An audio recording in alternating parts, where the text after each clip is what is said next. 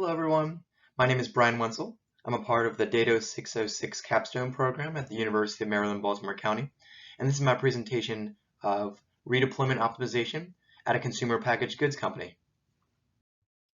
So as a background, one of the major challenges supply chains are facing right now due to the COVID-19 crisis is redeployment of the products, which is essentially how do we move our different products or materials across our supply chain network so that we're able to meet immediate demand with supply. So in the case of the company that I work for, we've had really explosive demand from both grocery and wholesale chains. Think of companies like Publix or Walmart. They would buy from the company that I work for.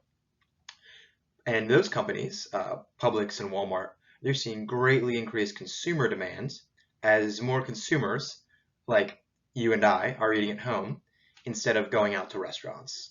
You can see that here on the chart on the right. This is a visual of some of our demand and supply changes, right? You can see that since February 2020, when we kind of had the COVID-19 crisis beginning, you can see our customers' demand continually outpacing the rate at which we can resupply.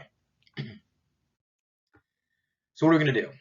Well, the aim of this project is really to provide recommended weekly stock transfer orders, or STOs, which effectively redeploy inventory and balance supply to meet immediate demand, but only when it's cost effective. And that's a really important note here, that what we're working on is a cost optimization problem.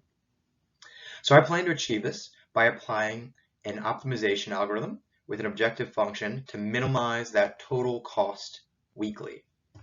And what I'm going to do that is apply that function or that optimization algorithm to our current inventory positions, our current forecasted demand, our current supply schedule, as well as our inter-warehouse transportation modes.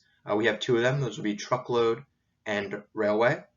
The time it takes for those trucks and those trains to move, and as well as the costs associated with each of those types of transportation. For my data set, I plan on using my company's ERP, or Enterprise Resource Planning System, SAP. I'm going to use Python to create and implement the optimization algorithms.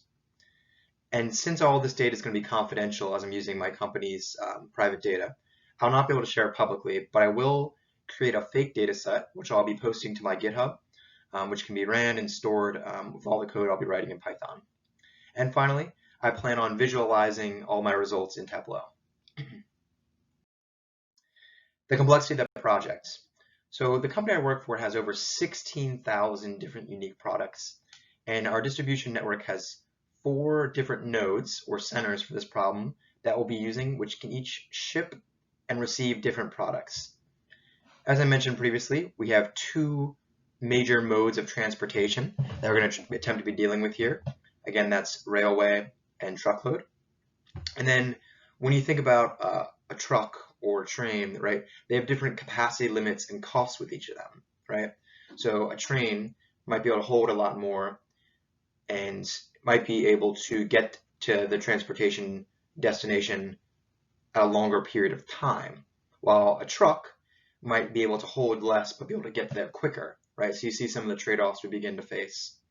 The other option, which is a really interesting one, is the option to short or not deliver product to the customer on time.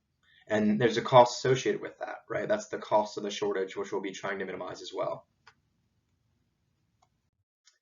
Why this work is important. So the company I work for is an essential food company. And if we weren't really able to meet the demand of our customers, again, think a Publix or a Wegmans or a Giant, right? Consumers like you and I would not be able to get our products. And this problem is not only for the consumer, right? It's also huge for our company. So it's extremely expensive, both from monetary costs, right? The cost of transportation, the cost of a shortage, as well as the cost of human capital or the people's time, right? It takes supply planners hours and hours to try and plan these things on an Excel spreadsheet, very manual. And what we're going to try and do is completely automate and optimize that process. And finally, measuring success. So what we're going to do here is look at 2 different metrics. The first is fill rate, which is a measure of customer service.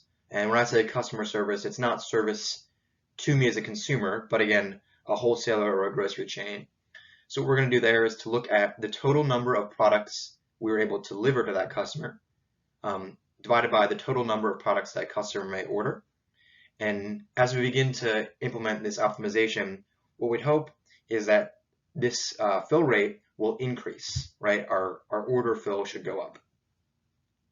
And finally, the other measure which we're trying to optimize is cost, right? So we're trying to minimize cost while sustaining or increasing fill rate.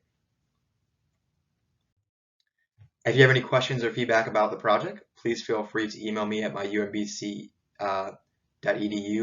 email address. And also, please check out my GitHub. Thank you so much for your time.